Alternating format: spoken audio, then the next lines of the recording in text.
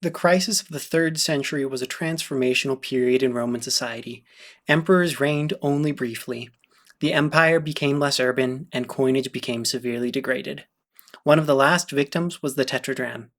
Minted in ancient Greece, the last pieces were minted under the soldier emperors of the crisis. I'm Nathaniel, and welcome to Nathaniel's Creative Collections. Today, we'll be looking at the last tetradrachms.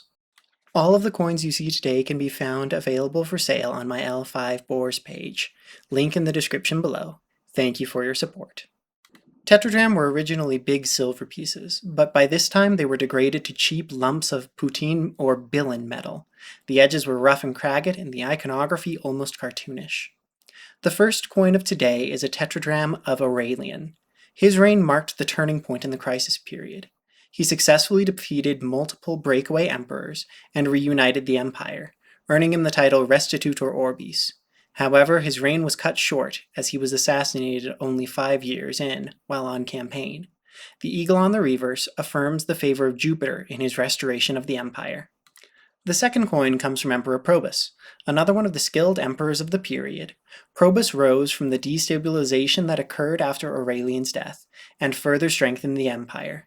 He was known for his success in securing the frontiers in times of war, and using the army for infrastructure and agricultural projects in time of peace. The eagle carries over as a motif of legitimacy. In fact, many emperors, all the way through Diocletian, used the eagle as a reverse design.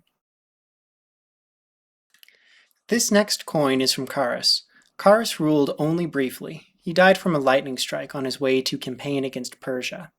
If I had an eagle on the reverse, that would be terribly ironic, and that is exactly why I chose an eagle for Carus. It turns out that Zeus did not favor him. One thing that I love about this coin is the attention to detail on the bust.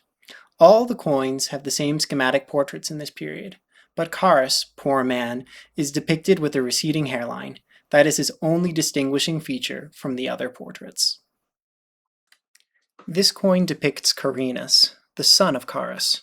Carinus was left in charge while Carus went to war.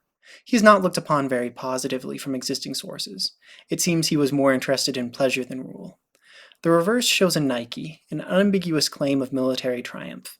Nothing but an irony. He was defeated by Diocletian at the Battle of Margus soon after. Then we have the last rulers to mint tetradrachms, Diocletian and Maximian, who ruled as co-emperors. Diocletian took power in 1284 and began to share power with Maximian soon after. We have a Serapis on the first coin. The Serapis shows an almost divine aspect, with Diocletian bringing prosperity and declaring that he is more powerful than death itself. The second coin is a little less boastful, but is one of the best in terms of condition. This piece from Diocletian has a bold bust on the obverse, and displays the Tyche of the city on the reverse. You can see the style of the die engravers on this coin. Every fold in the drapery is boldly struck.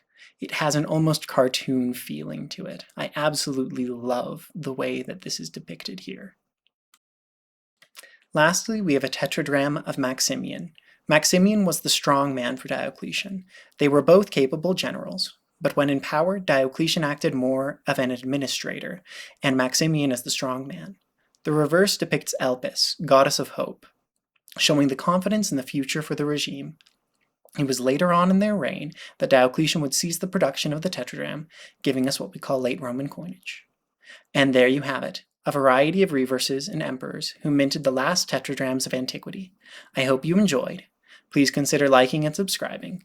If you want to own one of these tetradrachms yourself, visit my online store and enjoy your pick of the group. Happy collecting!